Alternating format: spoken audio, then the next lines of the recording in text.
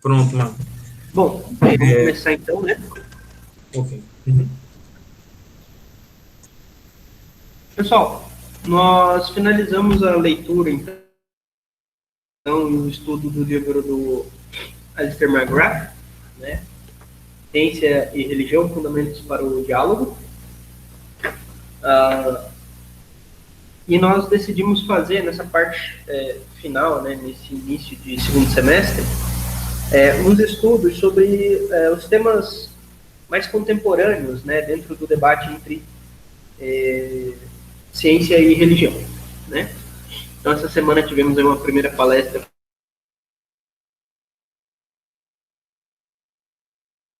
com a professora jurídica, né, moralidade.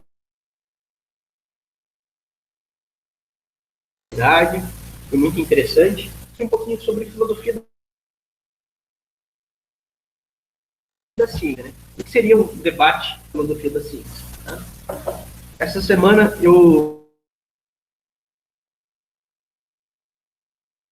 Então, a internet é boa. Vocês conseguem me ouvir? Sim, estamos ouvindo sim, David. Só às vezes dá uma cortada na sua fala, então talvez a gente precisa te interromper para talvez repetir, se for necessário, né? Tá bom. Tá Então, bom? beleza. Obrigado. Eu gostaria de adiantar que essa semana eu tomei uma injeção, uma vacina da gripe, e eu acho que eu fiquei gripado. Então, estou meio baqueado, né? Pessoal, o nosso tema de hoje, então, vai ser, dentro do tópico de filosofia da ciência, vai ser o seguinte, a seguinte pergunta, né? A realidade, ela está limitada ao que as ciências podem revelar, né? A ciência é o único meio da gente poder conhecer as coisas, conhecer o mundo natural, né? Conhecer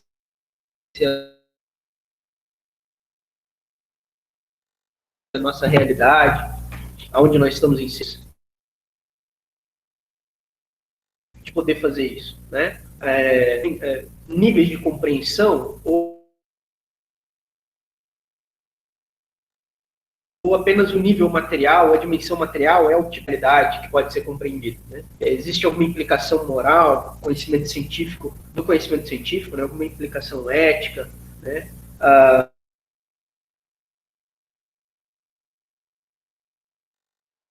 Que isso tudo tem a ver com se o mundo material é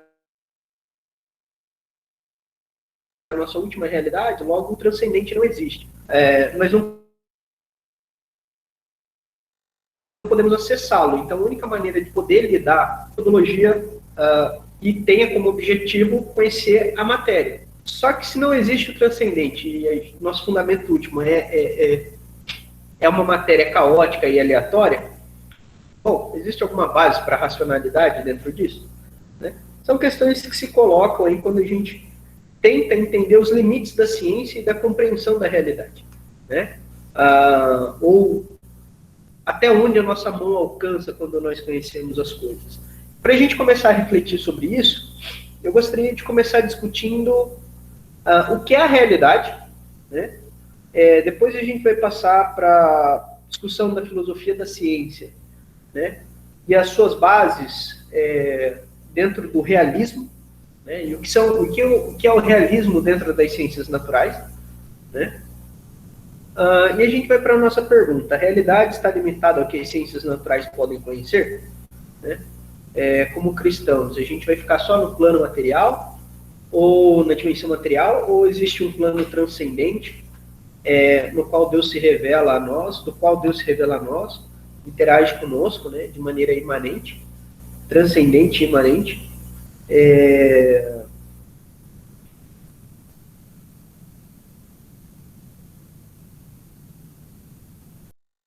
Ele cria essa ponte para a nossa primeira pergunta, né? O que é a realidade? Né? A gente já tem uma discussão bastante grande, porque o que se pensava que era a realidade no passado, o que se pensou, o que nós chamamos de realidade, mudou, é majoritariamente aceito. Não significa que seja verdadeiro.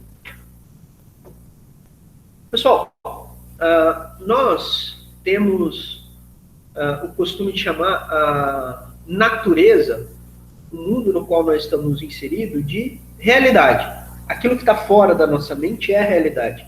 E a natureza está fora da nossa mente, né? Bom, só que natureza hoje é aceita como um conceito que foi construído, né? Então vamos pensar um pouquinho, vamos entender um pouquinho o que isso significa, né? A natureza como uma construção e as suas possíveis facetas, tá? Todo mundo me acompanha? Todo mundo está me ouvindo? Vocês estão me ouvindo? Ótimo. Pessoal, a natureza hoje ela é vista como uma construção social. Né? O que significa?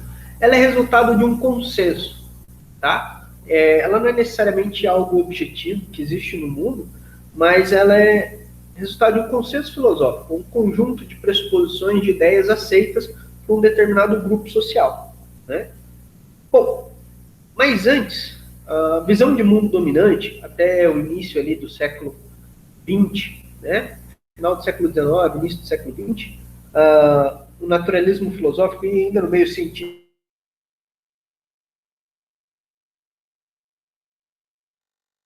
é a visão do naturalismo filosófico. Ele, a natureza, ela era mensurada, ela poderia ser tocada, poderia ser analisada, né? Ela era um dado objetivo, ela pode ser observada de maneira neutra, sem interferências. Então, o naturalismo filosófico ele aceita uma ideia de realismo, mas um realismo ingênuo, né? No qual nós podemos acessar a realidade diretamente, de maneira neutra e sem nenhum tipo de influência. Tá? Então, essa era uma outra concepção sobre a natureza. A natureza como uma existência objetiva, que poderia ser analisado e observado, né? Isso dentro do naturalismo filosófico. Agora, uma outra perspectiva é a perspectiva cristã, né? Onde nós vemos a natureza como criação divina, como um mundo feito pelas mãos de Deus, e ordenado, e estruturado de acordo com a sua vontade. E com isso carregando em si, né, determinadas características que apontam para a racionalidade e criatividade divina, ok?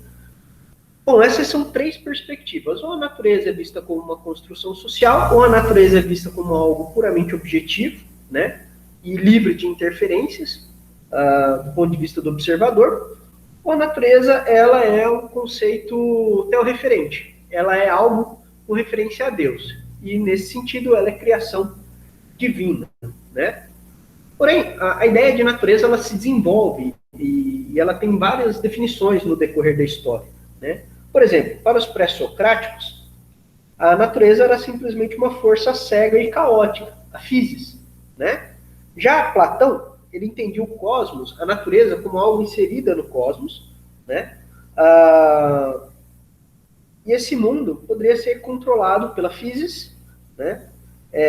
Pela tecne e pela tique. Acho que esse é o termo correto, né? Esses conceitos são desenvolvidos pelo Aristóteles. Né? A tecne é a dimensão do mundo que sofre interferência humana. Né? A natureza é a dimensão de regularidade, de processos ajustados dentro do cosmos. Né? Aquilo que ocorre com um determinado padrão. E a tique é a dimensão caótica da existência. Né? É aquilo que existe no mundo que não resulta da técnica, da tecne, não resulta da interferência humana e também não resulta da physis, desse padrão de funcionamento da natureza. Bom, para os medievais, a natureza ela era vista como um organismo, né? Um organismo vivo.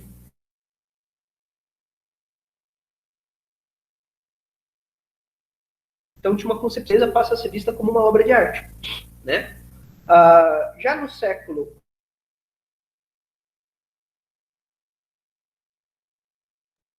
desenvolvimento iluminista, ali a Europa ganhando força, né, na Europa,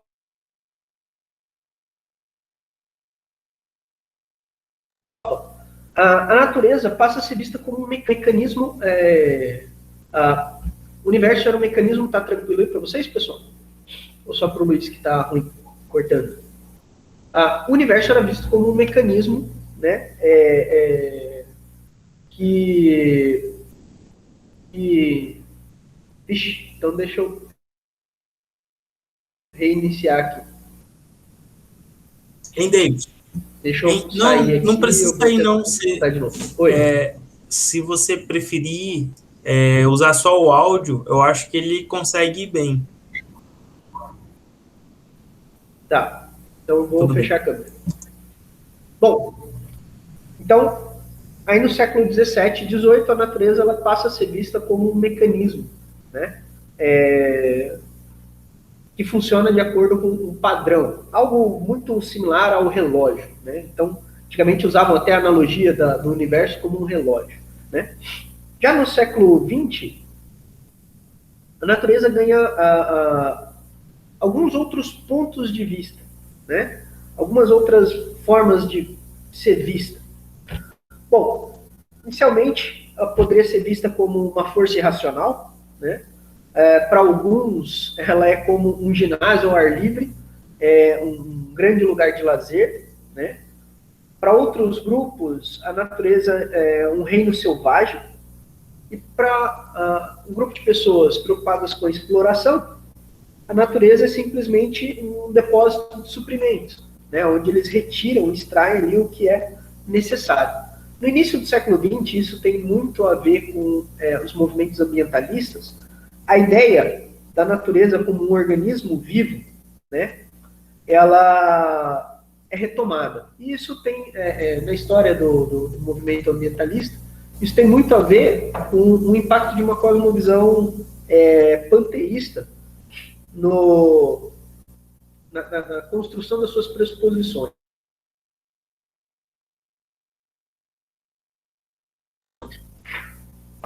Bom, essas são ideias sobre a natureza, né? Há anos, no desenvolvimento dos séculos,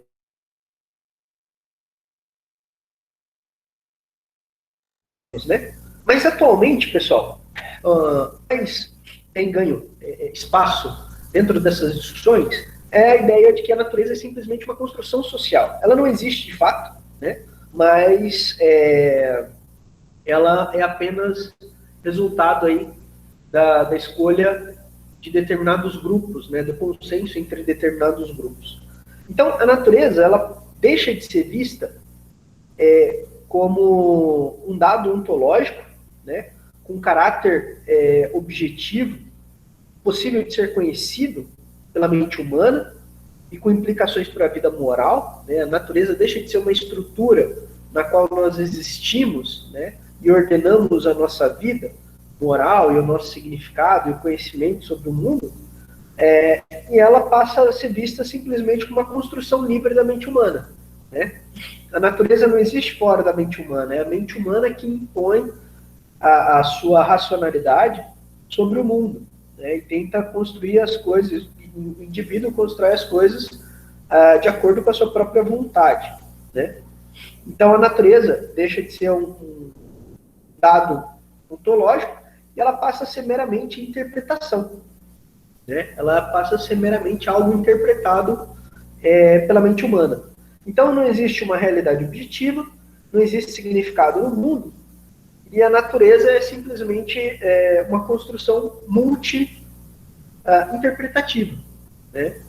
Com várias interpretações. Então cada indivíduo tem a sua experiência do mundo, a experiência da natureza, a sua experiência da realidade, né?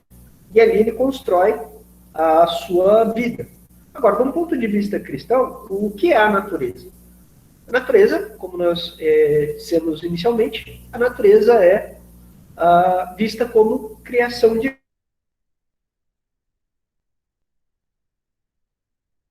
divina. Né? A doutrina cristã da criação vem para uma visão da natureza, certo?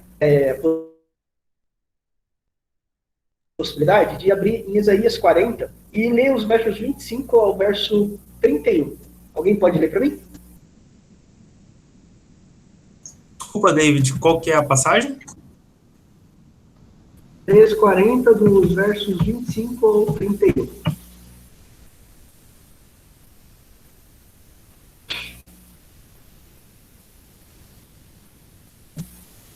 Eu tô abrindo aqui. Tá. Pode ler? Pode. Tá. Com quem vocês me compararão? Quem se assemelha a mim? Pergunta o santo. Ergam os olhos e olhem para as alturas. Quem criou tudo isso? Aquele que põe em marcha cada estrela do seu exército celestial e a todas chama pelo nome.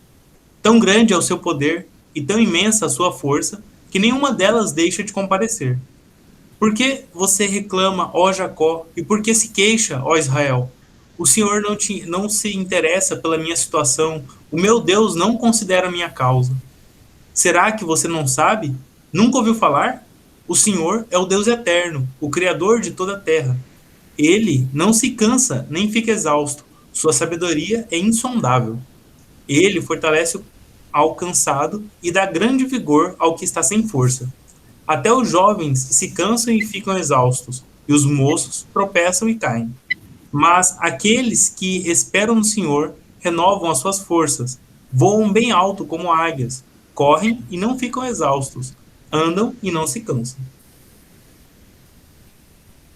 Perfeito. Perfeito. Pessoal, esse trecho, ele transpassa para a gente, ele deixa claro para a gente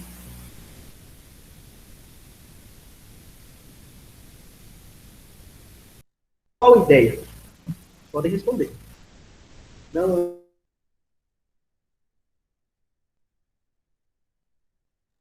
É uma pergunta retórica. Vamos lá. David, assim, eu não consegui Luiz, ouvir o que esse texto quer dizer para a gente? Não, eu não consegui entender essa pergunta. Importa muito em relação ao texto que eu leio. O que esse texto significa para a gente? Quer dizer, O do Isaías? Tá cortando muito. isso. Ah. Enquanto o Raul estava lendo, eu lembrei de um salmo. Olha que engraçado, uma passagem da Sagrada Escritura falando da outra. Mas assim, dando testemunho da onipotência de Deus e basicamente que ele é a potência criadora. Ele é o motor imóvel, uma linguagem comum. Exato. Interessante. Essa é justamente a ideia de Isaías. Apresentar o universo e tudo que tem nele, né, como uma obra divina, uma obra da criação de Deus. Né? Bom, do ponto de vista cristão, a criação, o mundo, ele foi feito não a partir da matéria ou de qualquer outra coisa, mas ele foi feito a partir do nada. A criação ex nihilo. Isso significa que se a criação foi feita a partir do nada, ela foi trazida à existência pela onipotência divina, né? Então existe uma dependência do mundo, da realidade, do cosmos, existe uma dependência do seu criador, né? Isso significa também, se Deus trouxe à existência todas as coisas a partir do nada, Deus não está limitado pela matéria-prima pré-existente, né? E a doutrina da criação, ela é a primeira grande afirmação teológica do texto bíblico, né? Então você abre em Gênesis e está lá, no princípio criou Deus os céus e a terra. Então a doutrina da criação é um dos fundamentos, pilares dentro da tradição cristã, né? E quais são as implicações da doutrina cristã da criação? Por exemplo, a racionalidade, ela é criada por Deus. Exato. A racionalidade é algo criado por Deus. E justamente por ser uma criação de Deus, divina, ela possibilita a nossa reflexão teológica, né? O mundo e a sua coerência, a sua ordem, ela é estabelecida por Deus também, né? No mundo ser uma criação divina, a sua ordem, a sua coerência é estabelecida por Deus. E essa criação, ela é tão referente, na medida que, quanto mais nós conhecemos sobre ela, mais ela aponta para a sua existência, mais ela direciona a nossa mente à reflexão sobre a existência de Deus, né? Então, a natureza aponta ali as marcas da criação divina, né? Pessoal, esse é um aspecto extremamente interessante, porque se encaramos a realidade, né, como uma natureza criada por Deus, existem aspectos e fundamentos muito relevantes para a gente poder trabalhar, né, e fundamentar o trabalho científico, né? Um aspecto muito evidente nisso é que se a natureza ela é criação, a realidade ela deve existir de maneira objetiva, né?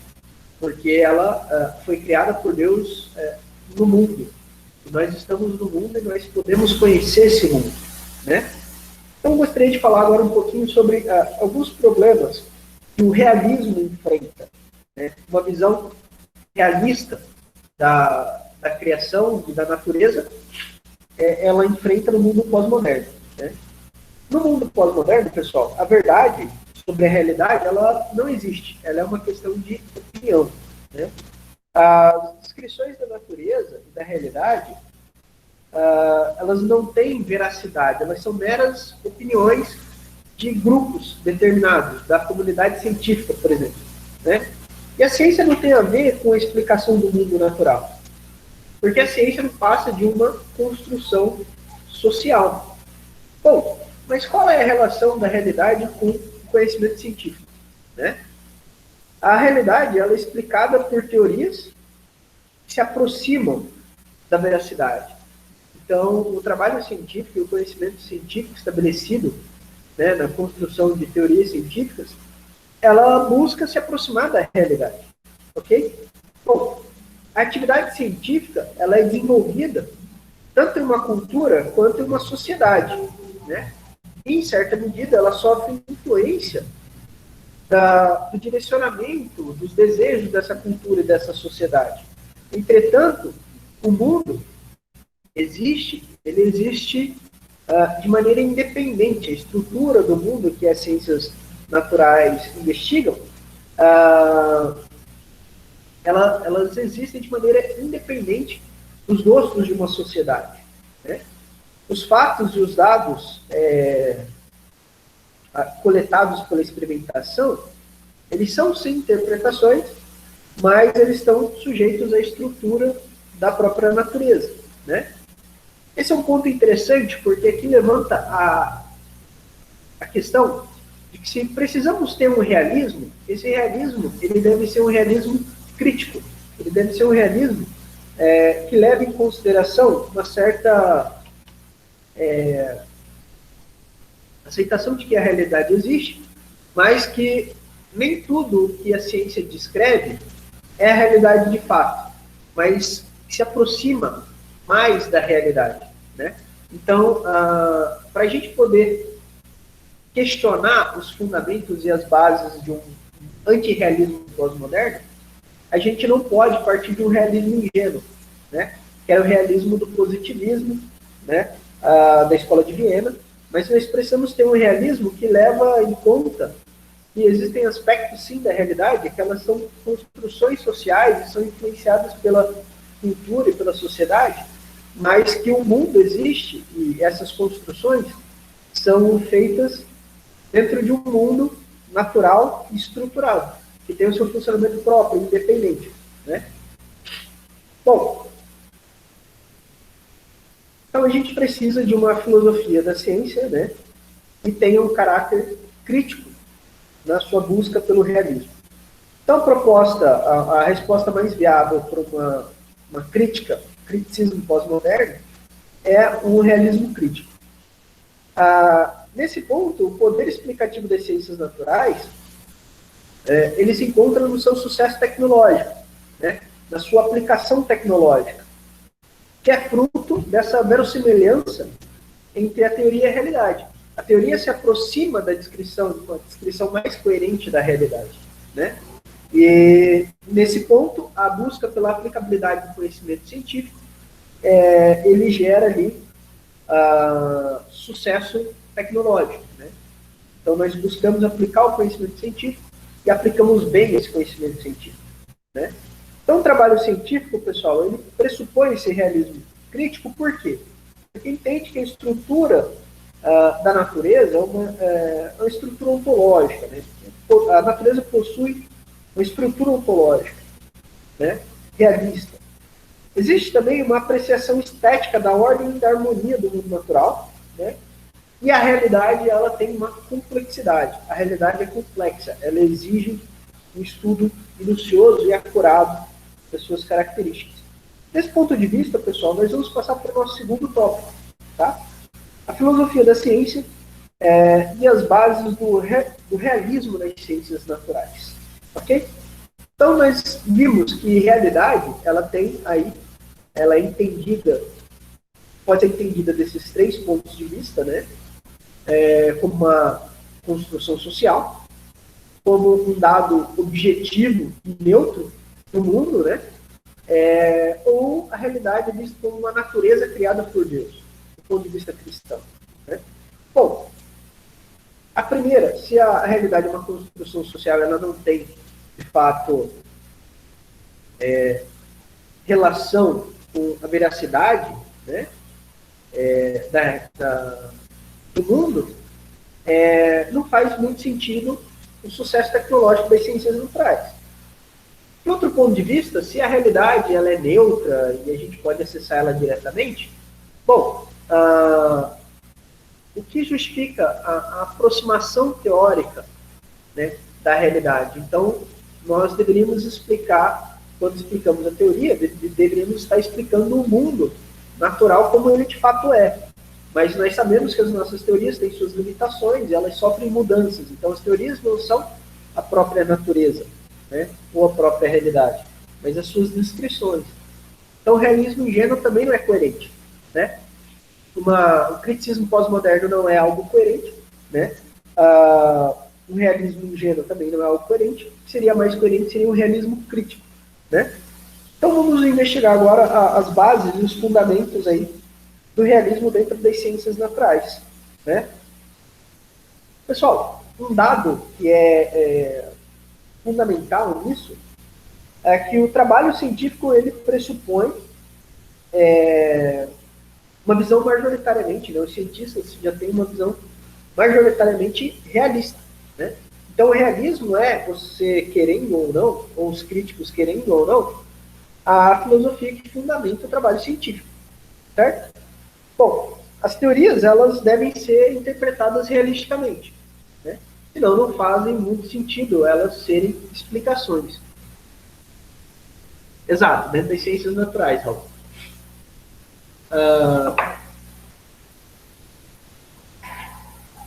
Existe uma aproximação, que é a proposta do Roy Bhaskar, né, do realismo crítico com as ciências sociais, mas não é o objetivo aqui, tá?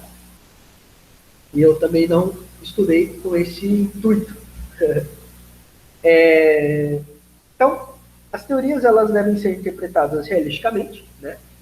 Dentro do trabalho científico das ciências naturais, nós pressupomos que estamos lidando com o mundo real, né? Então, as teorias devem ser interpretadas realisticamente. As interpretações realistas das teorias científicas, elas podem e devem ser verificadas, comprovadas ou falseadas, né? Então, existe uma verificação, um falseamento dessas interpretações, né? E o progresso teórico na história da ciência, ela é fruto de uma aproximação dos modelos das teorias construídas, né, com a realidade. Então, à medida que as teorias se aproximam de compreender melhor a realidade, elas sofrem na sua estrutura interna modificações que vão possibilitar a sua maior abrangência na descrição da realidade, né? Bom, a realidade ela é descrita pelas teorias científicas e ela também é independente do pensamento e dos comprometimentos teóricos, né? Então, não é porque você gosta de um modelo que a realidade vai se adequar a esse modelo. Na verdade, a sua descrição teórica que deve se adequar à estrutura da realidade, do mundo, né? Bom, existem aqui, pessoal, alguns pressupostos fundamentais no realismo científico, né, dentro das ciências naturais.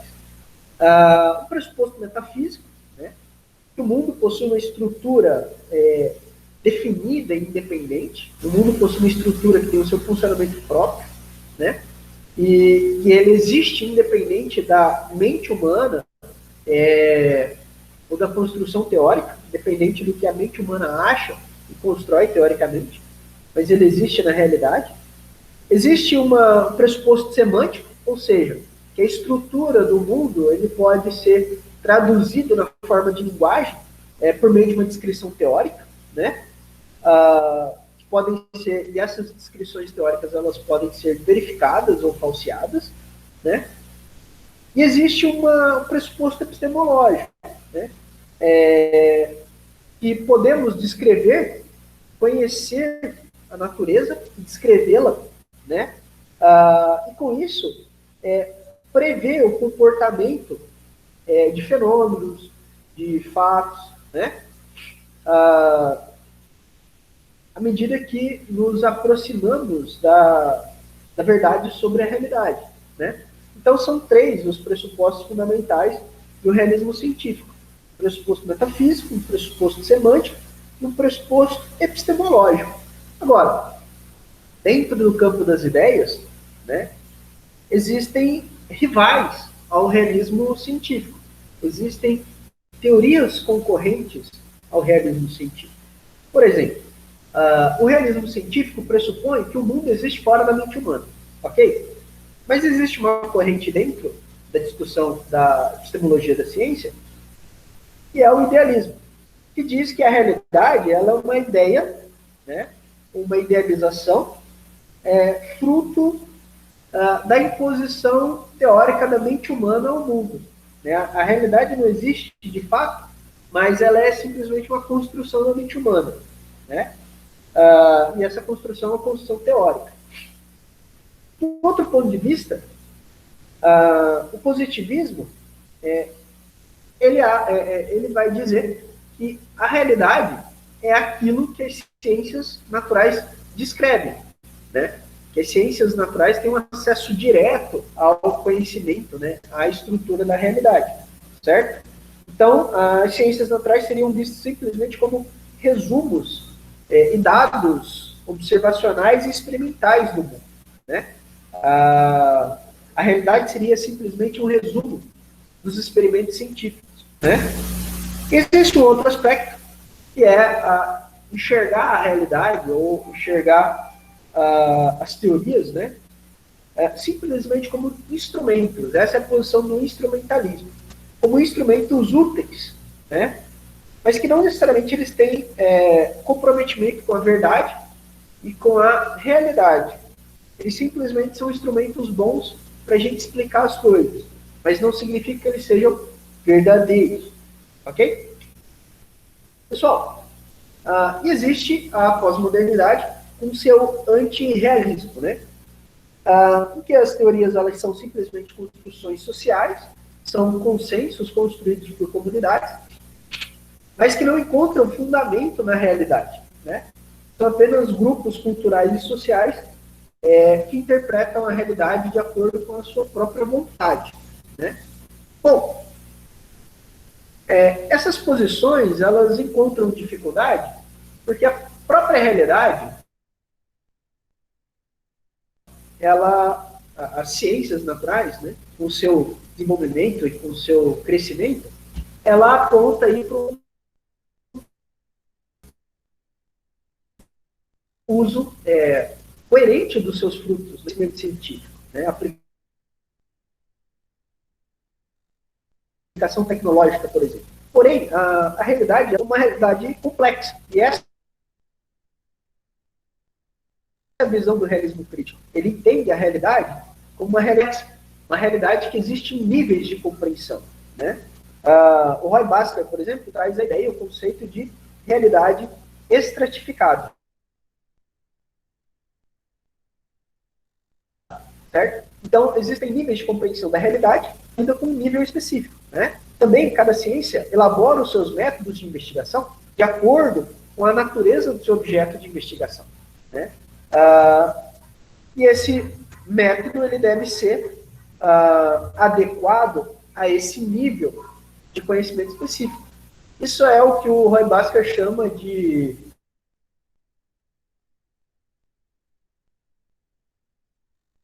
catafísicos, né? O objeto, né, um método adequado ao seu nível de compreensão, certo? Então, pessoal, essa seria aí a nossa noção, a noção mais coerente de um realismo dentro das ciências naturais, né? As ciências naturais, por natureza, adotam um pressuposto realista do mundo, né? E esse mundo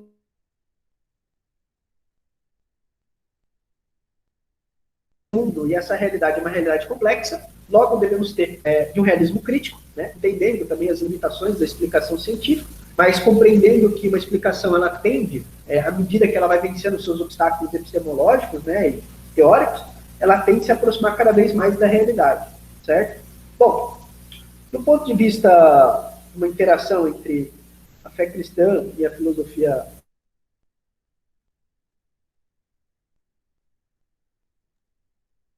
da ciência, entendendo que esse lado, ele é um mundo que carrega em si, né, a criatividade, a complexidade do seu criador, né, é um mundo que existe fora da mente humana, mas a mente humana pode compreendê-lo, certo? E a mente humana pode compreendê-lo em diversos níveis, né, em vários aspectos. Para citar o Hermann Doiber, né, a realidade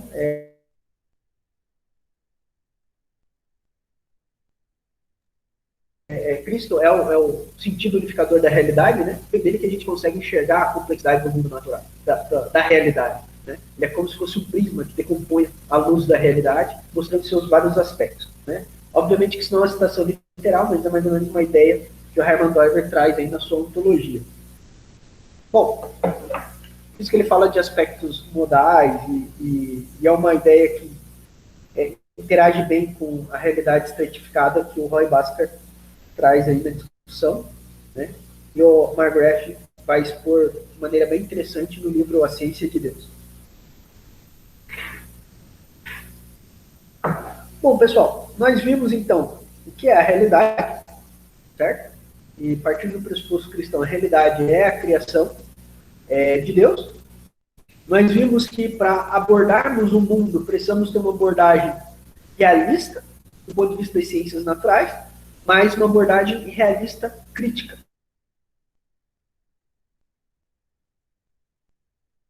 Né? Agora, a nossa terceira pergunta, para os fins da nossa fala. A realidade ela está limitada ao que as ciências naturais revelar? Essa é a pergunta. Essa é a questão dentro da filosofia da ciência. Né? É só a ciência capaz de conhecer o mundo? Bom, qual que é o status explicativo das ciências naturais? Né? Nós sabemos que as ciências naturais têm alcançado aí sucesso considerável na explicação de vários aspectos da estrutura e funcionamento do universo. Né?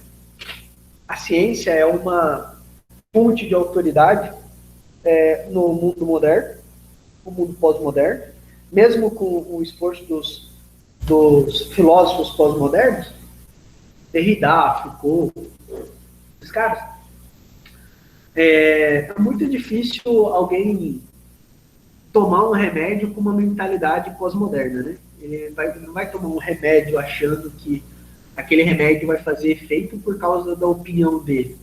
Ele vai tomar um remédio achando que o remédio vai fazer efeito porque existe um princípio, né, bioquímico ali, de uma atividade biológica, com a estrutura da molécula componente daquele medicamento, né, e com a fisiologia do corpo dele. Então, ele está pressupondo, na verdade, quando ele toma um remédio para dor de cabeça, que o mundo tem uma coerência interna e um funcionamento real. Ok? Então, as ciências naturais têm alcançado esse sucesso na explicação do funcionamento do universo, né? Seja a nível microscópico, macroscópico, nível de galáxia, né? Bom, a pergunta é, como que as ciências naturais, então, elas vão se relacionar com outras fontes de conhecimento? Se ela é uma fonte de autoridade de conhecimento do mundo real, como que elas se relacionam com outras fontes de conhecimento, né? Bom, uma resposta possível é que existam diferentes métodos, né, em ciências naturais, e eles podem se relacionar de diferentes formas, né,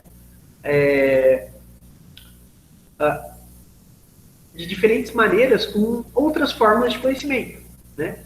Ou seja, as ciências naturais, elas vão descrever apenas um aspecto, ou uma parte, ou uma fração da realidade, né? Bom, e existe uma outra resposta, que é que os resultados, tanto da aplicação do método científico, né? Os resultados da aplicação do método científico, né? Do conhecimento científico, e os conhecimentos científicos gerados, ele possui um privilégio de autoridade, acima de qualquer outra forma de conhecimento, né? Ou seja, que a única maneira de se conhecer o mundo, de fato, seria por meio da aplicação do método científico, certo?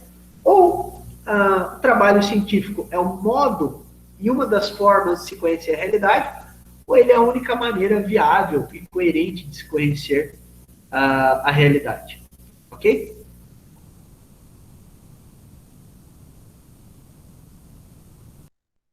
Pessoal, tá cortando ainda? Como é que tá? Eu tô meio fanho também, porque meu nariz tá bem ruim. Então, tenho um pouquinho de paciência.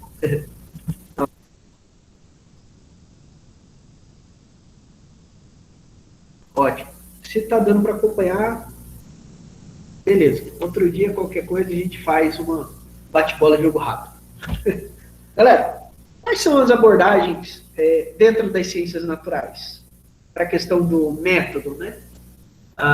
E também da ontologia e da epistemologia da ciência. Bom, existem duas vias, né, que a gente pode abordar dentro dessa questão. E aqui é a questão do naturalismo metodológico, ou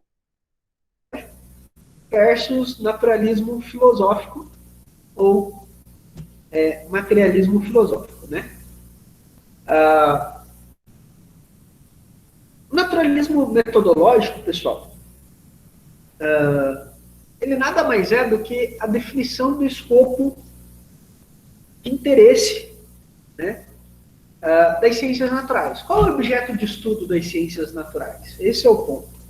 O naturalismo metodológico vai dizer que é a natureza, é a dimensão material da existência, ok? Então, as ciências elas vão se preocupar com a dimensão das interações químicas, físicas, né? Processos energéticos, ok? Reprodutibilidade, aquilo que a química, a física, a biologia, e em alguma medida, né? Não como uma ciência natural, mas como um meio de linguagem dentro das ciências naturais, a matemática é utilizada também, certo? E aqui eu gostaria, pessoal, de ler um apontamento de uma graph bem interessante na página 291 do livro. Ele.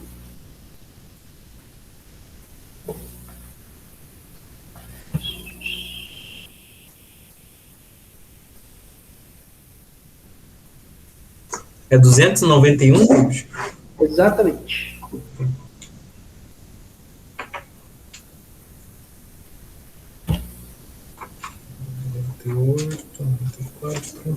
Tá. Ele vai falar um pouquinho da 290, na verdade. Tá? Finalzinho? Isso, que ele vai definir aqui o naturalismo metodológico. no último parágrafo dos anos 90, né? Naturalismo metodológico, uma tentativa de identificar os processos e padrões que podem ser discernidos no mundo natural e de formular teorias que parecem capazes de explicar essas regularidades. É uma tentativa de oferecer uma compreensão coerente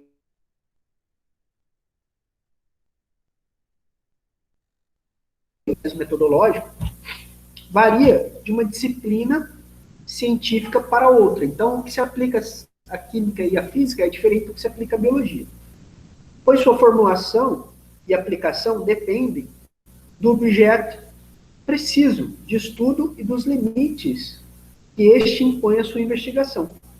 Então, todo objeto de estudo tem o seu modo de ser, tem, como na palavra do Doiver, né? Tem o seu modo de ser, tem o seu aspecto modal ali, né? Tem seu próprio comportamento. Então, o método deve ser definido de acordo com o comportamento do seu objeto de estudo. Ok? Você não vai identificar a displasia coxo-femoral de um animal por meio de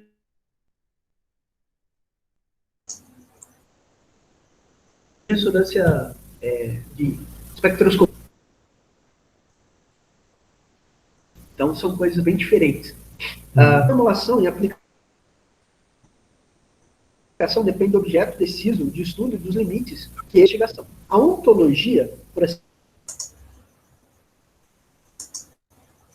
dizer, determina a epistemologia, ou seja, a estrutura da natureza determina a natureza do objeto sob investigação, determina como ele é conhecido e até que ponto ele pode ser conhecido. As ciências naturais são, portanto, uma maneira de entender o mundo natural com base nas forças e nos processos naturais.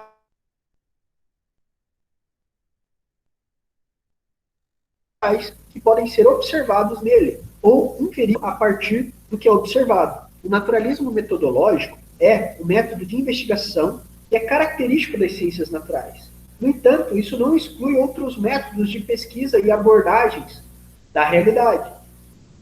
Eles podem estar certos, mas não são científicos. A ciência estabeleceu um conjunto de regras e métodos testados e confiáveis pelos quais investiga a realidade. E materialismo metodológico, ou naturalismo metodológico, é um deles. Contudo, trata-se de desenvolver regras confiáveis e viáveis para explorar a realidade, não limitando a realidade ao que se pode ser explorado dessa maneira. Ou seja, essa é uma das maneiras de explorar a realidade, mas não podemos limitar a realidade a essa única forma, tá? Isso não significa que a ciência esteja comprometida com algum tipo de materialismo filosófico. A minha pergunta é, o que é o materialismo filosófico? Bom, esse é um outro aspecto, uma outra abordagem à natureza, né, à realidade. O naturalismo filosófico, o materialismo filosófico, é uma visão de mundo, tá? Ela pressupõe uma ontologia materialista, ou seja, pressupõe que o mundo existe apenas, que o mundo que existe é apenas um mundo material.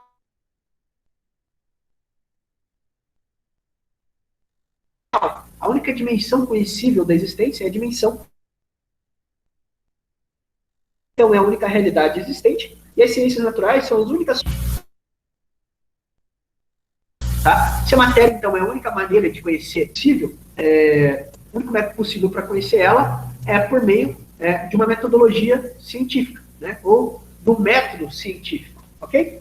Bom, nós vimos que uma tem a ver com um método, um conjunto de ferramentas desenvolvidos para se estudar alguma coisa, e a outra tem a ver com uma visão de mundo a priori e imposta sobre o trabalho científico. A ciência pressupõe um naturalismo metodológico, um modo de conhecer a natureza, porque o mundo material é o seu objeto de estudo. Mas a ciência não necessariamente pressupõe, na verdade, né, que a única realidade existente que pode ser conhecida é a matéria. Esse é o materialismo filosófico. Então, isso é uma cosmovisão. uma visão de mundo, tá? Bom, pessoal, a ciência natural. A ciência, ela diz alguma coisa sobre a existência de Deus? Bom, nega, e ela também não confirma a existência de Deus. Nem se opõe, e ela nem impõe a existência de Deus como um dado metodológico, tá? Porque o mundo natural, o mundo sobrenatural, não é o mundo, não é o escopo explicativo das ciências naturais. O objeto de estudo das ciências naturais é a natureza, o mundo material. E aquilo que está neste nível de realidade. O que transcende este nível de realidade não é objeto de estudo das ciências naturais. Ok? Eu sempre falo para o pessoal que você não vai colocar Deus num tubo de ressonância e fazer um RMN dele, né? Então, essa é a questão. As ciências naturais, elas são inaptas, então, para se estabelecer um conhecimento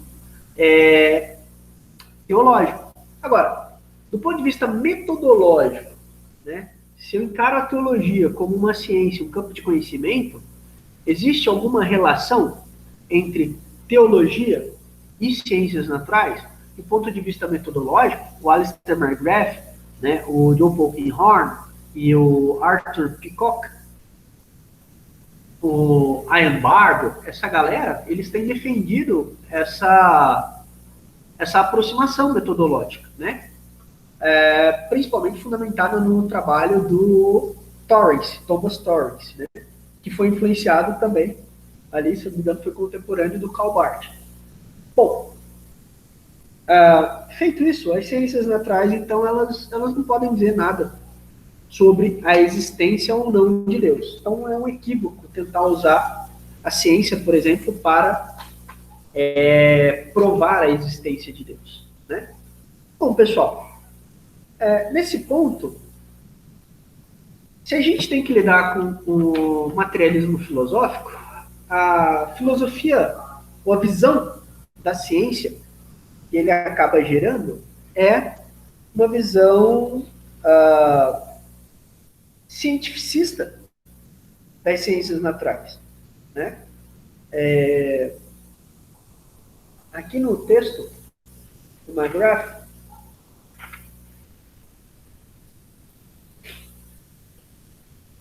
eu acho que eu vou citar ele daqui a pouco. Eu cito.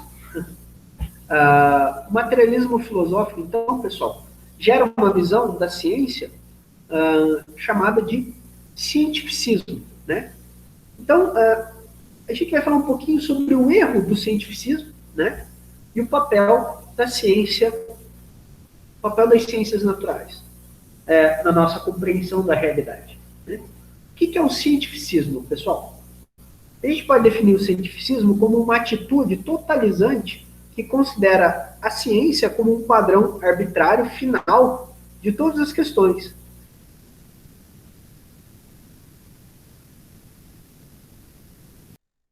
Reduzindo toda a realidade a aspectos que podem ser científicos. O cientificismo nada mais é do que uma extrapolação dos limites de conhecimento das ciências naturais, ok? É a tentativa de fazer com que as ciências naturais vão para além dos seus limites de conhecimento. Bom, quais são os impulsos fundamentais, né, que deram origem histórica ao cientificismo, né? O ímpeto imperialista, né, um ímpeto de constituir uma compulsão de expandir seus conceitos, métodos e práticas, né, para áreas além da sua competência. Existe um aspecto de um ímpeto salvífico, onde a ciência ela é vista como a única maneira de resolver problemas, ok? Tanto de ordem ética, espiritual, quanto existencial, né? O ímpeto absolutista, onde a ciência ela é vista como a única forma de se conhecer absolutamente as coisas, né? Eu gostaria aqui de citar na página 293 do livro do McGrath,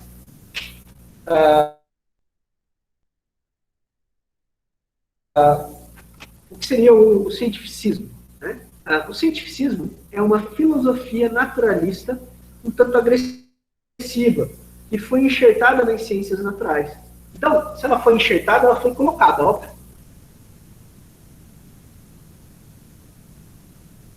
né? Então, o cientificismo não é a filosofia da ciência. Sim, o cientificismo ele está na categoria do naturalismo filosófico. O cientificismo, na verdade, é uma visão da ciência, né? Sobre não é a ciência. Voltando aqui, para a gente arredondar essa definição de cientificismo, né?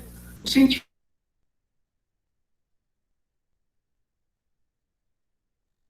é uma filosofia naturalista, deriva de um naturalismo filosófico, um tanto agressivo, que foi enxertada nas ciências naturais. Formas inflacionárias tratam a ciência como padrão e árbitro final de todas as questões interessantes, filosóficas de segunda ordem sobre a ciência. Não podem ser verificadas empiricamente. Uma refuta deve, portanto, repousar em argumentos filosóficos e não científicos. Como argumento filosófico americano, Ward Fraser, o preço para sair desse círculo vicioso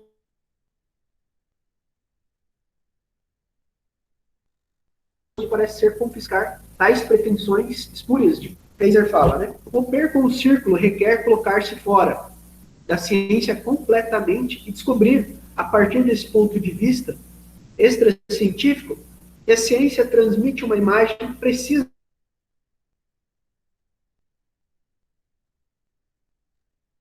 da realidade, e se for para o cientificismo, somente a ciência faz isso. Mas daí, a própria existência desse ponto de vista extracientífico falsificaria a afirmação de que só a ciência nos dá meio racional de investigar a realidade objetiva. Sim. Mano. Ok? Pessoal, então, o cientificismo, ele é uma componente filosófica. Ele é uma visão sobre a ciência. Ele não é a ciência, né? Então, defender o cientificismo como ciência é a mesma coisa que defender o DI como ciência. É a mesma coisa que defender o criacionismo científico como ciência, né? Na verdade, tanto o DI quanto o criacionismo científico são visões, né, que pretendem ser científicas, bem como o cientificismo. Elas não são a realidade de fato. Gostaria de ler, pessoal, com vocês, para a gente finalizar, qual é o papel da ciência, né? Já que o papel da ciência não pretende ser absoluto, né? O que a ciência nos ajuda? Com que a ciência nos ajuda? Tendo em vista que o cientificismo é uma visão da ciência que tenta extrapolar, né, os limites da própria ciência, né? O que seria de fato a ciência? Ou qual é o verdadeiro papel da ciência? Então, uma das maneiras da gente entender a ciência no estudo da realidade é a ciência como um mapa, né? Bom,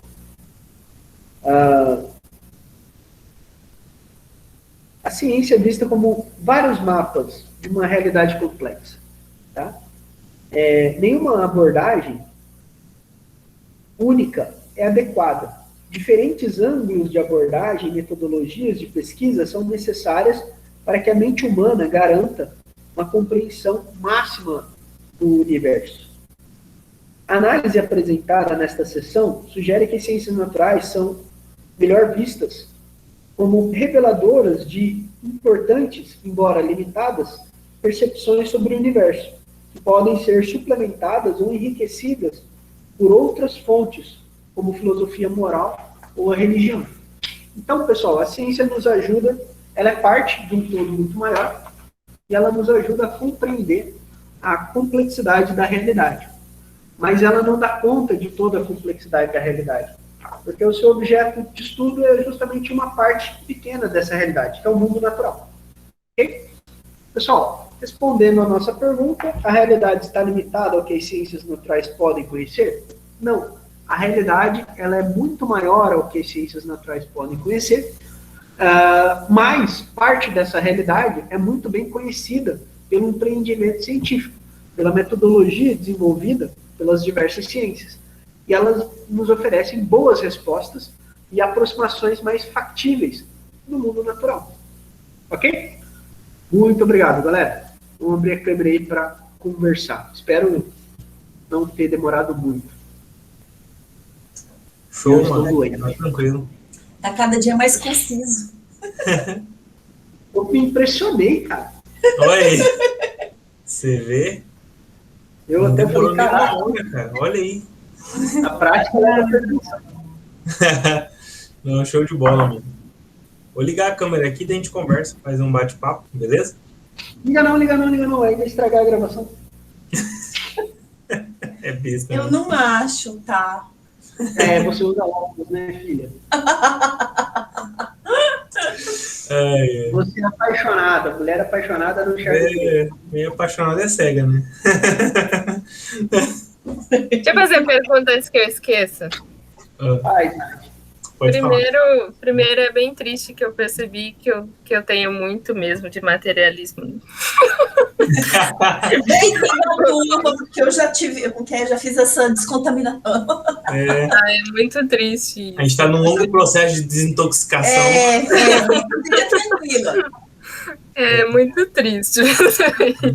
Porque é engraçado, né? Porque ao mesmo tempo que a gente pensa de um modo, isso tá bem enraizado. Porque a gente, infelizmente, por não ter essas práticas, esse tipo de discussão e filosofia da ciência durante a graduação, a gente acaba absorvendo tudo sem pensar, né? Achando que a gente está aprendendo na faculdade é ciência. Tipo, a gente está aprendendo a ser cientista, a gente está aprendendo a pensar, quando na verdade a gente só está sendo moldado, né? Triste. Exato. Muito triste. Esse é um problema de na formação acadêmica, a gente não tem uma boa filosofia da ciência. A gente Na verdade, não tem nenhuma, né? Não tem nenhuma. Não, na verdade a gente tem. É, a deles. A deles. Materialismo filosófico. A filosofia materialista reina e o resto fica em silêncio, né? Se você fala, você apanha.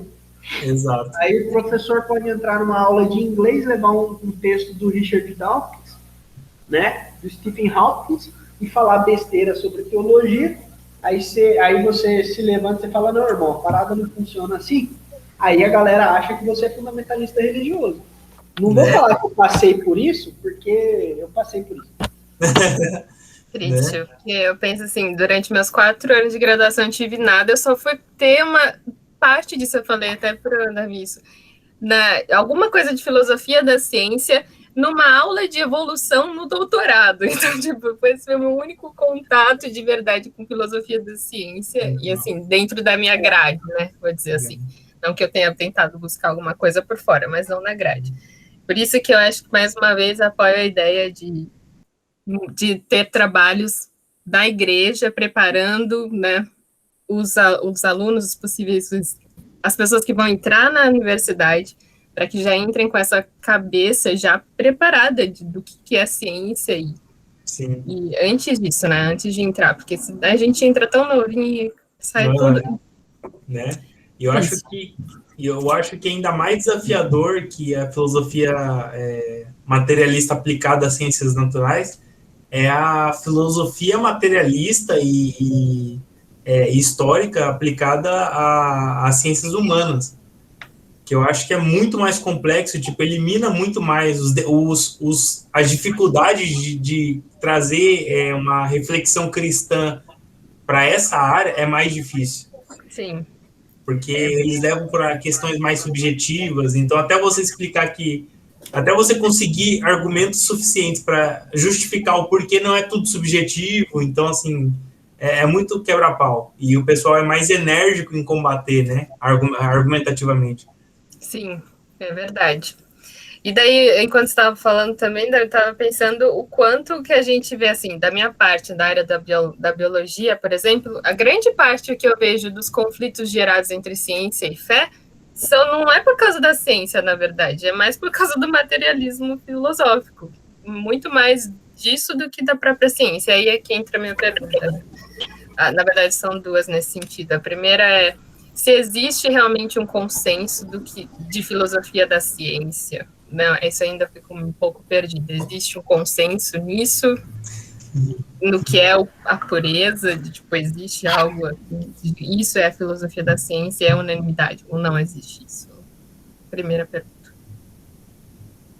Deixa eu tirar o... Não, o que é ciência? Tá me ouvindo? deixa eu tirar aqui a câmera, acho que ajuda. Cortou.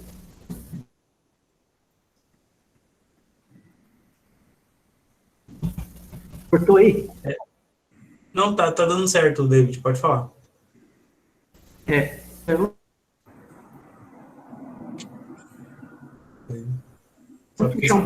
Tá dando certo? Tá. Ou tenta tirar a câmera também, porque toda vez você fechar a câmera, acho que fica melhor que a câmera fechada. Não, 2 caminhos.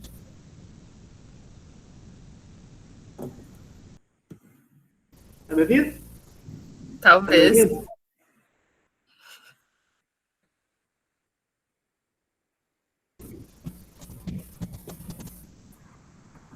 Bom, tenta falar agora, que eu acho que voltou.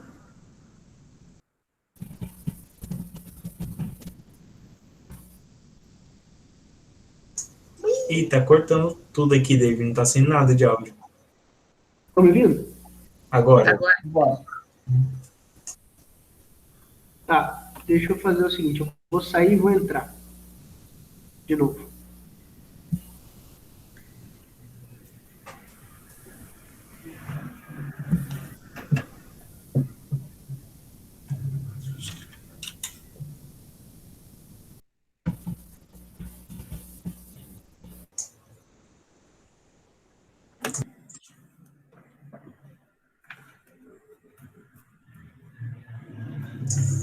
Mas então, Nath, eu vou adiantando, eu vou antecipando a resposta do David, eu vou responder isso correndo. Você vai jogar. Eu vou jogar no ar.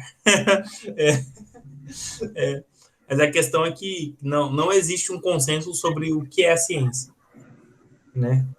Assim, dependendo do método que você, da abordagem filosófica que você adota, tipo, se tem uma perspectiva do que é a ciência e como que ela se desenvolve, né? Então, assim, é por isso que tem alguns debates, porque, por exemplo, o próprio Alistair McGrath apresenta no início do livro que não se tem um consenso sobre o que é ciência, até porque cada área do conhecimento tem um método de fazer uma investigação sobre a realidade e uma forma de fazer uma reflexão sobre como aquela realidade funciona. Então, assim, isso dificulta, por exemplo, não tem uma abordagem que seja suficientemente genérica, mas ao mesmo tempo concisa, para justificar o que é a ciência. Ai, que tenso. Então, assim, tem como você trazer alguns elementos que, digamos assim, norteiam o que pode vir a ser a ciência, né? Mas o David, inclusive, leu um livro, aquele livro que é a ciência final, né, David? Que no fim ele fala que não sabe.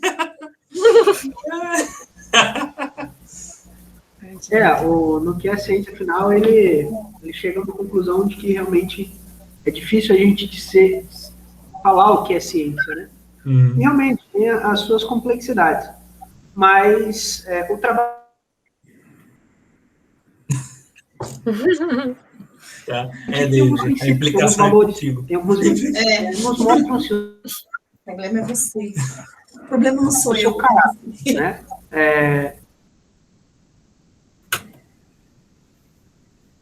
Vocês me ouviram? Mais ou menos. Assim, eles nos dão um direcionamento. Estão conseguindo me ouvir? Tá muito então, ruim, assim, não existe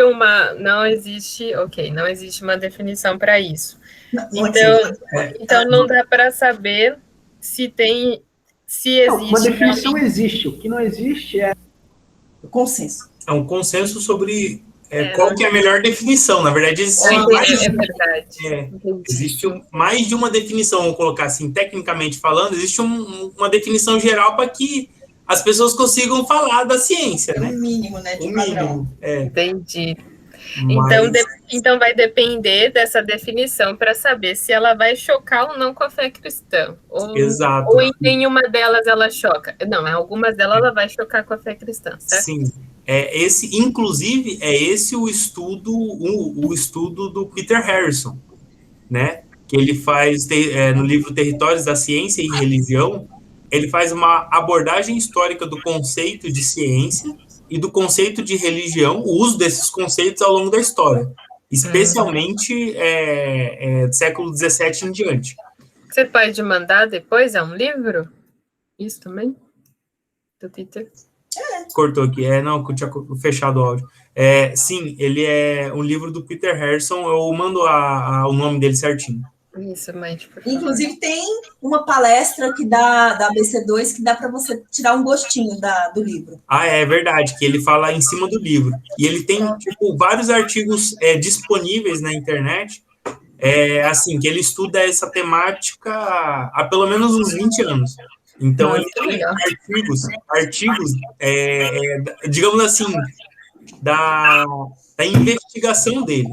Então, assim, tem várias passagens assim, na investigação dele. Então, ele publicou artigos ao longo de todos os estudos. Então, assim, é bem interessante. Eu descobri recentemente isso. Que legal. Bem legal. Qual que é a palestra da ABC2, que é sobre ele? Tem. Eu vou mandar. Estou aqui procurando agora. Eu vou mandar o link aqui colocar aqui no grupo, tá? Obrigada.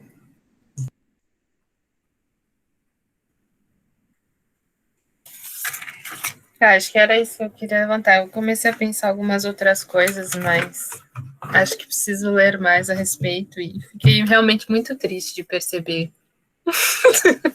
que eu estou muito cheia de materialismo filosófico. Pelo grupo. Né? Mas é justamente esse eu acho que nosso objetivo, né? Uhum. A gente tem como propósito fazer essa reflexão e demonstrar que existem abordagens, vamos colocar assim, menos conflitantes, nem sempre ela vai ser de diálogo ainda está se construindo essa ponte de diálogo, mas o intuito é justamente esse, a gente conseguir estabelecer esse diálogo entre ciência e religião nas mais diversas esferas, né? Legal. Bacana. Uma coisa importante que eu aprendi é que a ciência ela tem a importância dela. O que ela não pode fazer é explicar coisas para as quais ela não se propõe. Né? E para as quais ela não está embasada, inclusive. Então, assim, quem atire a primeira pedra, né? Na verdade, está errado achar os extremismos, né? Está errado achar que ciência, porque não aborda a questão religiosa, ela em si é errada. Então, o que ela não pode é falar, porque não é prerrogativa dela, da ciência, que religiões estão erradas, ou enfim, que não tem como ter uma conversa, um diálogo. Essa é a questão. Entendi. Mas isso também é frustrante, porque eu achei que eu podia acessar tudo com a ciência. Também é tão frustrante. Eu sou a louca dos podcasts, né? E daí tem um que eu mais do que um. Então vamos trocar comigo. Tem um que eu gosto muito. Precisamos. Tem um que eu gosto muito que chama Science Versus. Ela é muito legal. Ela pega quase tudo e fala e coloca os dois lados contrastantes da ciência, mas eles tentam explicar tudo, tipo, coisas... Até sabe quando você acorda, aqueles, tipo, até fantasma eles já tentaram explicar, o que é o amor, coisas bem nada a ver, que parecem que não estão no escopo da ciência, mas eles tentam explicar tudo, e daí eu achava o máximo, porque eu falei, gente, a ciência pode explicar tudo. Né? E agora é triste. Ela pode explicar aquilo que está dentro, por exemplo, pegar a parte do amor. Dentro do que a ciência se propõe, ela pode explicar aquilo que é o amor, dentro do que ela se propõe. Né? Que existe uma questão bioquímica? Existe uma questão de hormônio? Existe. Mas ela achar que por isso ela consegue esgotar o amor, aí não. Ai, que triste isso. É porque a própria realidade, ela tem, vai ser o que o Hermann Doivert vai colocar com as esferas, né? As esferas. As esferas de realidade. Então, tipo assim, a ciência, por mais que ela seja precisa, por mais que ela consiga esgotar o entendimento sobre a matéria, vamos colocar assim, né? Se algum dia ela conseguir, ela não consegue responder questões metafísicas, ela não consegue responder questões do pensamento, por exemplo, né? Por exemplo, a neurociência. A neurociência consegue investigar como que o cérebro funciona, mas ela, por exemplo, ela não consegue responder por que o pensamento existe. Tipo, quem vai dar essa resposta vai estar dentro da psicologia e da filosofia. Então, tipo assim, por quê? Porque são questões que vão para além daquilo que a matéria consegue trazer, né? Faz sentido. É que eu fiquei tão contra aquela questão lá do Deus das lacunas, que tudo que... Eu fiquei, então, tudo explica. Foi pro lado oposto do negócio. Mas faz todo sentido, entendi. E aí, David, tá conseguindo, mano? Eu acho que tô. Agora sim. Aí. Eu tô tentando 4D. Aí. Vocês conseguem me ouvir tranquilo? Sim. Sim, tá dando pra ouvir. Você pode tirar sua câmera também, que senão você vai gastar mais os seus dados. A gente tá sem câmera aqui também. Tem que ir embora.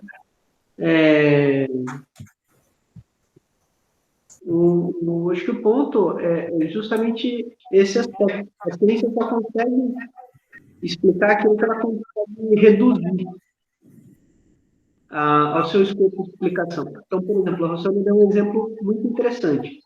A ciência só consegue explicar o amor se for do ponto de vista de interações bioquímicas. E o que acontece na fisiologia de um organismo, ou no cérebro, né? A relação hormonal que existe no cérebro. Então, quando alguém está apaixonado, ele está amando. Mas isso não é amor. Amor é alguma coisa que vai para além disso.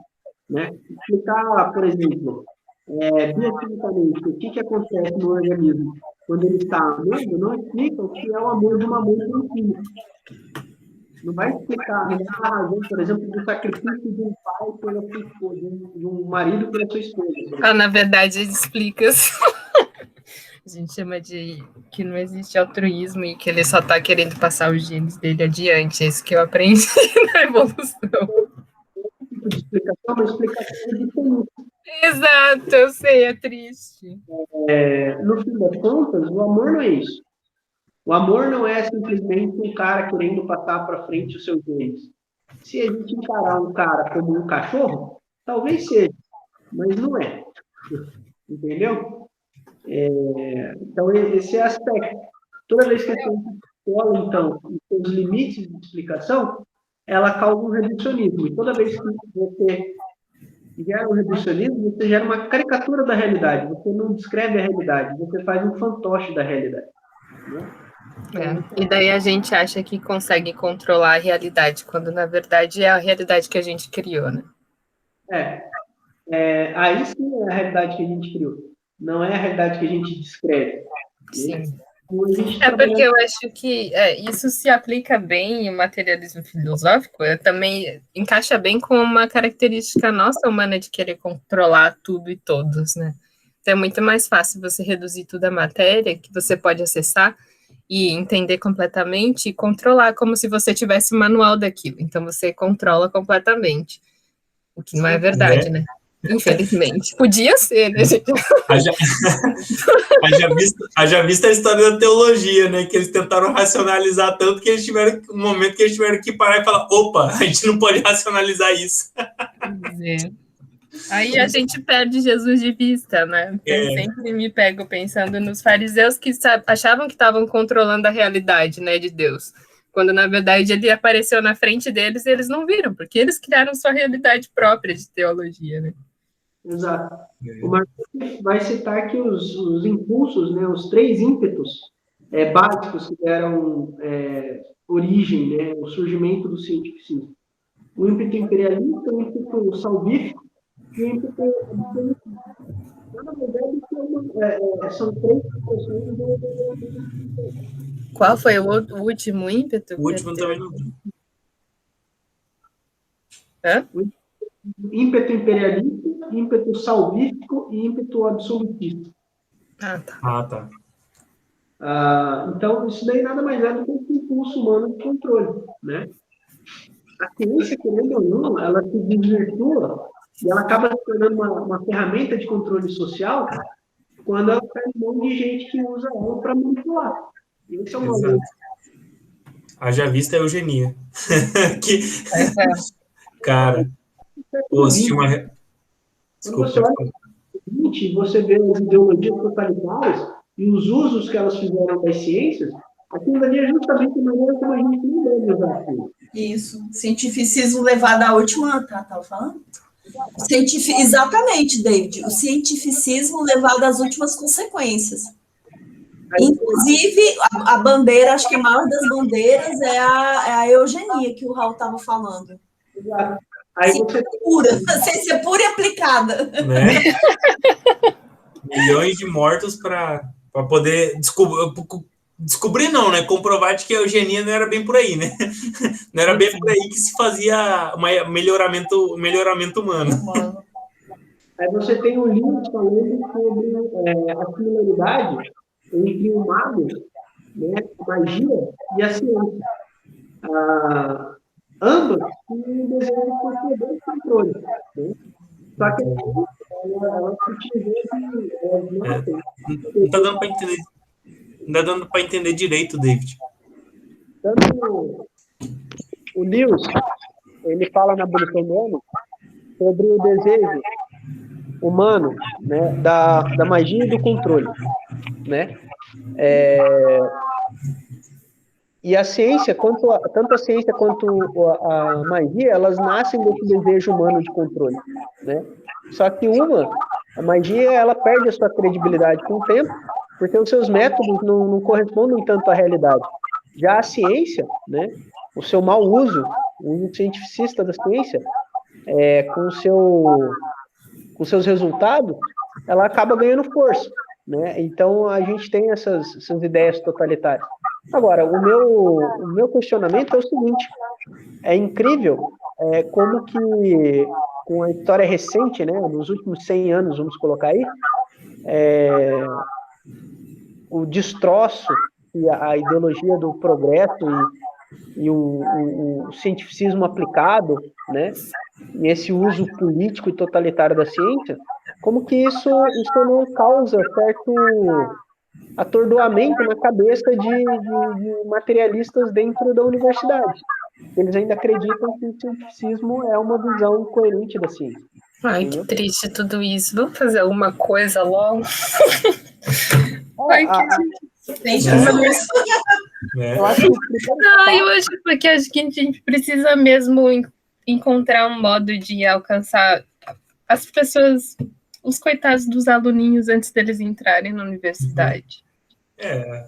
Exatamente. Tipo assim, só se tiver um centro de educação filosófica, porque... Exatamente. A nossa missão, tipo, acadêmica é justamente essa, tipo, da gente conseguir resistir, né, em certa medida, resistir a essas imposições, porque na prática elas são imposições, elas são impostas, né? O método é esse e você aceita se você quiser crescer, senão você tá fora, né? Então, tipo assim, nosso esforço é justamente para que a gente consiga resistir a esse mundo, né? Como a própria palavra diz, como o próprio senhor deixa bem claro, tipo assim, a nossa luta, nosso manifesto cultural é justamente glorificar a Deus, tipo, trazendo a verdade. Tem que ser feito por você. Você luta, né, contra a corrupção.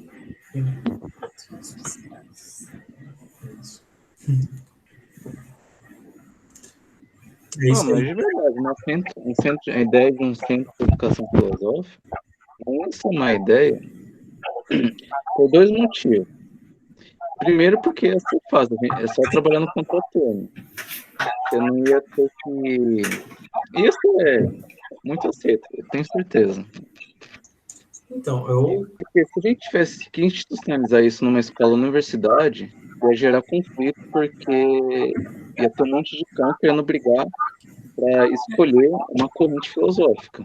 então, mas aí que tá, ô Luiz. Tipo, a ideia é justamente a gente conseguir trazer esse nível de diálogo para a academia, porque ele foi perdido.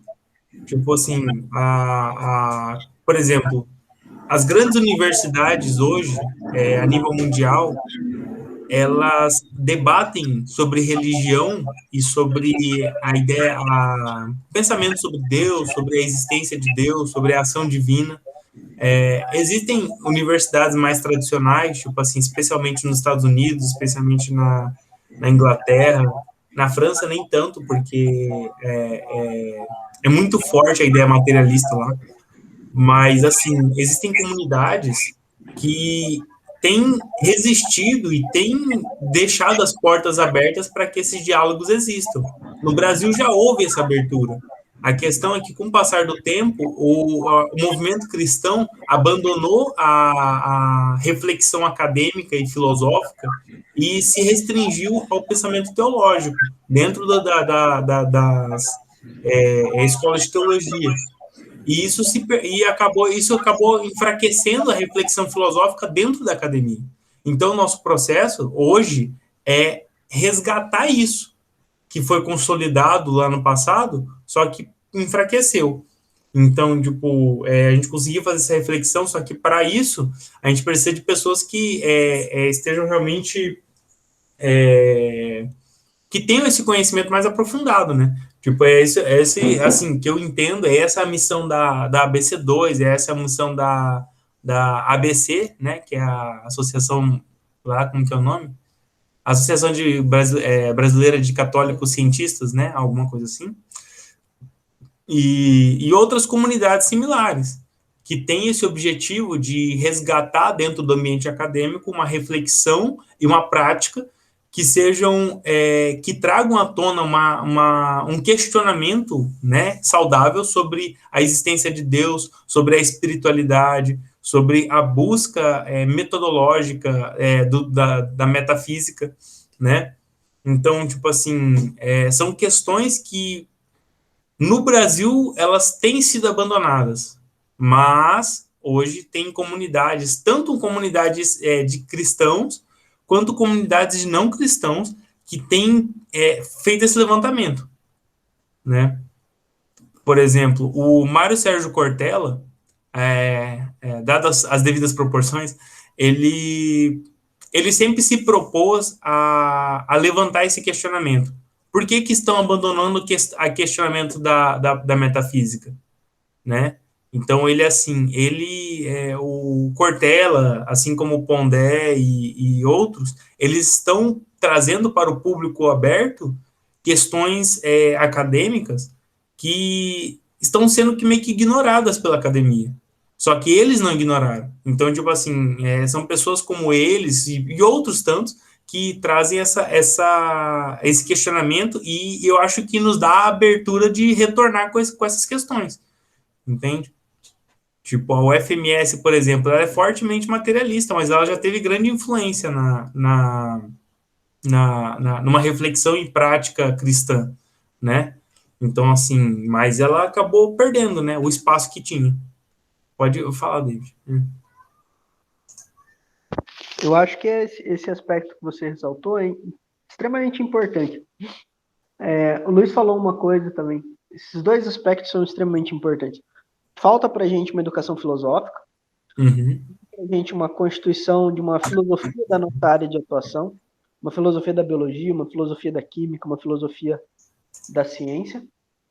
Falta uma reflexão teológica bem embasada filosoficamente, né?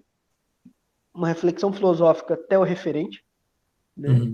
Uma filosofia, por exemplo, por que o McGrath ele tem um impacto tão positivo, né? porque ele tem desenvolvido conceitos que possibilitam esse diálogo entre teologia e ciência, né? E existe um aspecto, por que o Pondé, o Cortella, o Clóvis de Barros, esses caras estão ganhando espaço na mídia? Porque eles comunicam ao público leigo. A academia se fecha dentro do seu vernáculo e dentro do seu vocabulário sofisticado, e ela perde contato com a realidade. O Schaeffer já dizia isso na trilogia dele, né? O Deus que se revela, o Deus que intervém e a morte da razão, né? Que existe uma dimensão de comunicação em que a gente não pode perder essa capacidade de fazer sentido para as pessoas, né? E é o que está acontecendo. A academia não faz sentido para as pessoas, então as pessoas vão buscar conhecimento naquelas fontes que elas acham que sejam mais coerentes. Então a gente tem aí, por exemplo, terraplanismo, nós temos movimentos negacionistas, né? Só que aí a grande questão é o seguinte: como o movimento cristão ele não toma um direcionamento, por exemplo, no Brasil, na verdade, deixou de tomar um direcionamento sofisticado na sua reflexão, tem tomado nos últimos 10 anos, né? Só fala que para a universidade vai desviar, só isso que eles falam para a gente. Não, e é uma coisa meio tola, né? Então, o público leigo, ele tem buscado, e com a internet, o doidinho da vila, ele virou o doidinho da rede social, a bolha dele aumentou, entendeu? Aquele cara com ideia conspiracionista, aquela coisa arada toda, aumentou. E agora, o problema é que a fundamentação filosófica, dentro de uma filosofia da ciência coerente e tal, é tão ruim, que a gente tem gente, e a academia deixa de lado uma reflexão filosófica, por exemplo, na química, chega a ser uma coisa burra, porque lá é estranho um cara que lê filosofia, entendeu? Eu falo isso por experiência própria. É uma anomalia, né? Porque não, se você lê filosofia e literatura, você não estuda química. Aí você olha pra cara do maluco e fala, não, irmão, você não sabe o que você tá falando, né? Então, ali é uma anomalia. Então, o sujeito, ele sai doutor sem uma boa fundamentação filosófica, sem uma reflexão, né, coerente, sem uma base filosófica, e ele acaba acreditando, e isso daí é uma coisa imensa, viu? Ele acaba acreditando em qualquer teoria da conspiração. Aí a pessoa fala, não, você viu, o cara lá citou vários artigos. Aí você fala para a pessoa, e aí, você tem os artigos? Você lê os artigos? Não. Então, assim, qual a base do seu estudo, né? Então, existe esse aspecto. A academia deixou a comunidade de lado, não comunica com a academia, com a comunidade, né? Os cristãos deixaram de desenvolver um pensamento cristão sofisticado, que dialogue com a cultura, né? E as redes sociais ampliaram a bolha de gente que tinha umas ideias erradas, entendeu? Agora, exatamente, a gente desses caras, eles justamente dialogando e fazendo significado um público mais leigo, coisa que a gente está fazendo. Inclusive, tem... Cara, eu não consegui achar, eu vi uma vez uma reportagem sobre uma obra que foi publicada, não lembro se foi pela Harvard, se foi pela Oxford, foi uma grande universidade, que foi uma obra para o público geral falando sobre por que hoje se tem tanto acesso à informação, só que as pessoas estão tão desinformadas e não têm interesse em se informar. Tipo assim, isso é uma tendência americana, né? Especialmente norte-americana. E assim, os países que estão, digamos assim, sujeitos, né, ao método americano, acabam seguindo o mesmo caminho, a mesma trajetória. O Brasil, idem, né? Então, assim, isso é um problema, porque isso preocupa, tipo, especialmente educadores, né? Porque hoje se tem tantos recursos, hoje se tem tantas formas de se aprender, só que os alunos estão desinteressados, as pessoas estão mais preocupadas em apenas responder sem ter conhecimento de fato, né? E são questões que eu entendo que cabe a nós realmente fazer uma reflexão e contribuir de alguma forma para esse melhoramento, né? Exato. Que é o que eu acho que o David faz com excelência, inclusive, né? Eu só não ganho de excelência com isso. Tem um aspecto aí, cara, que é o seguinte, o uso das tecnologias e o nosso contato com as tecnologias, telas, né, iPhone, essas coisas lá toda, tem um aspecto que é mais preocupante nisso, Raul. Inclusive, isso é uma reportagem da BBC. Como que os filhos têm emburrecido. Sim, eu vi isso aí também, o do teste de QI, né? Tem diminuído com relação aos seus pais. Então, a ideia era a seguinte, à medida que uma família ia melhorando materialmente, as crianças iam tendo tempo de estudo, né, na escola, dedicação ao estudo muito maior e, em algum sentido, com melhor qualidade que seus pais, e elas se tornavam pessoas com QI maior, né? Bom, até a minha geração, e alguns amigos, assim, recentes, eu consigo ver isso. Mas eu já peguei alunos, meu cara. Cringe. Hã? Você é cringe generation. Primeiro que eu nunca quis ser jovem.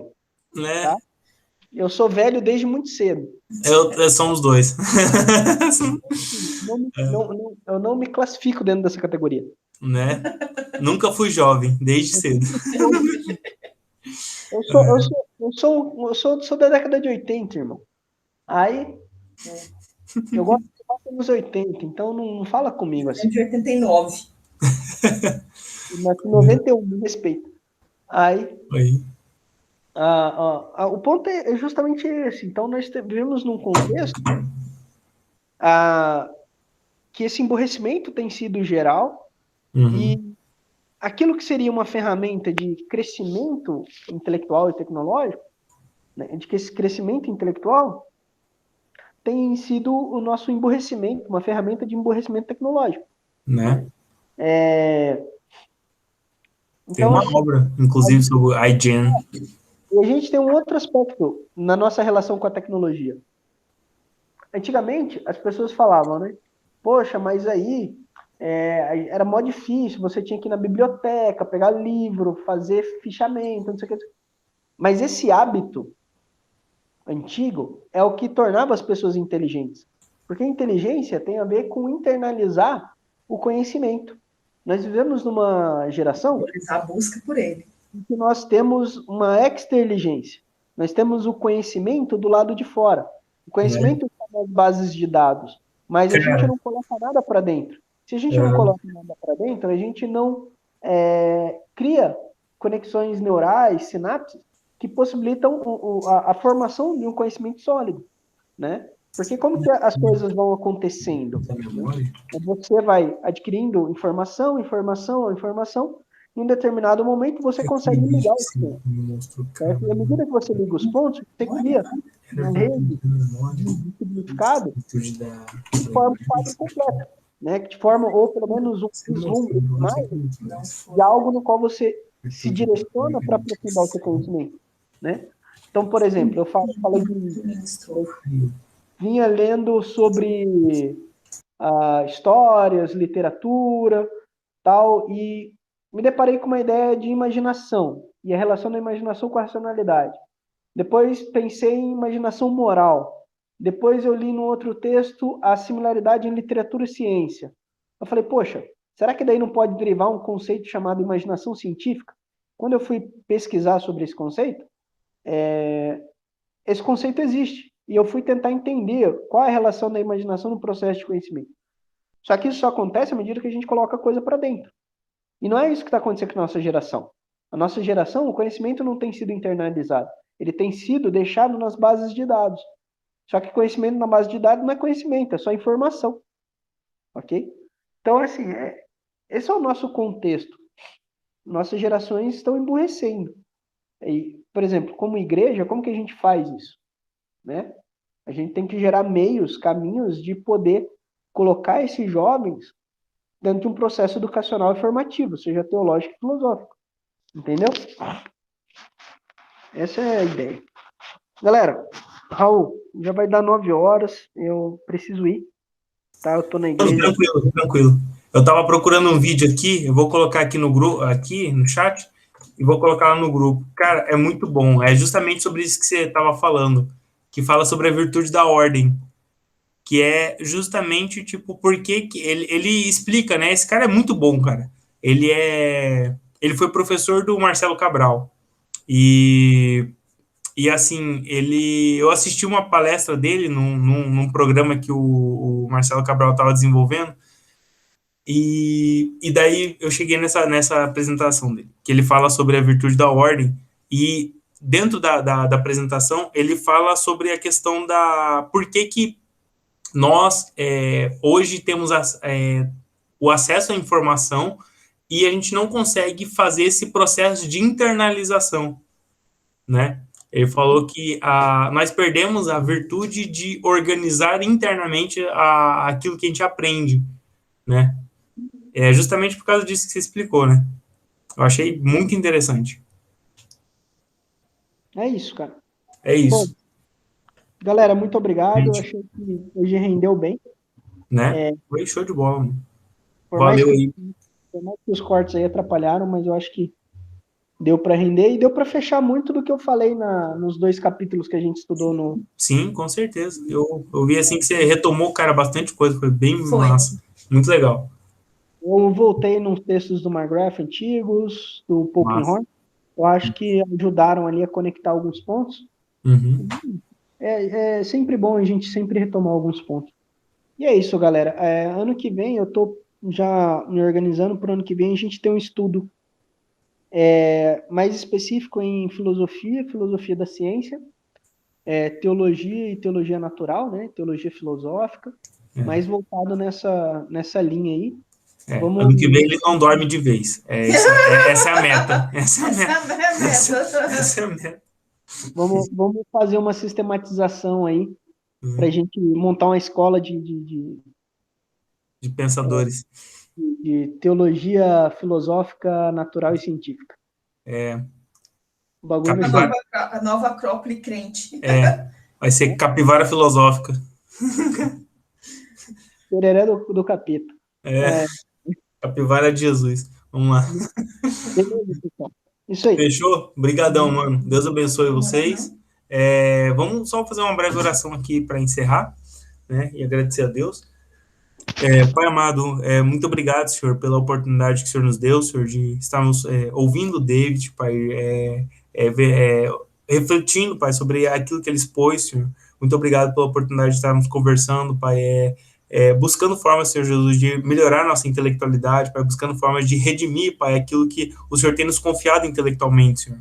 Nós pedimos graça, misericórdia, Pai, que o Senhor nos ajude, Senhor Jesus, a exercer, Pai, aquilo que é intelectualmente prudente, Pai, a exercitar, Pai, a nossa fé e a nossa racionalidade, Pai, em um caminho, Pai, que nós possamos exaltar o Teu nome, Senhor. Nos ajuda, Pai, a meditar sobre isso que nós estudamos e aprendemos aqui hoje, Senhor, e nos ajuda, Pai, a colocar isso em prática, Pai. Nós pedimos graça, misericórdia, Pai, nos dê a ousadia necessária, Senhor, para confrontar, Pai, aquilo que precisa ser confrontado, Senhor Jesus, para que, Pai, nós não venhamos a nos acovardar, Senhor Jesus, mediante a tentativa de nos calarem, Senhor.